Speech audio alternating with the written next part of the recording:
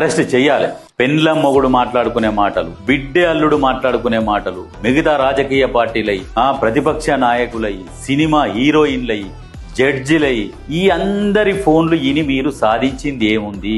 మీ అధికారాన్ని కోల్పోవడం తప్పితే మీరు పీకింది ఏమీ లేదు. మంచి చేసినోనికి ఇవన్నీ ఆలోచనలు ఎందుకు వస్తాయి?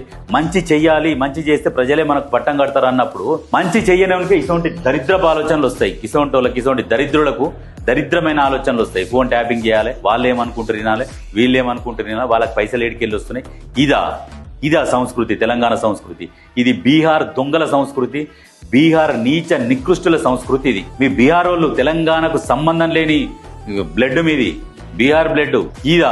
తెలంగాణలో ఎక్కడైనా ఎటువంటి పనులు చేసిరా? ఇన్నేళ్ల రాజకీయ చరిత్రలు ఎక్కడన్నా ఇంత నీచమైన పని? పెండ్లం మొగుడు మాట్లాడుకునే మాటలు ఇన్రు.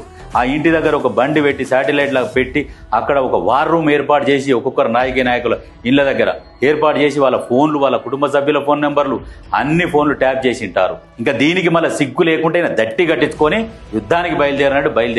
ఏమిటిగా నీకు దట్టి?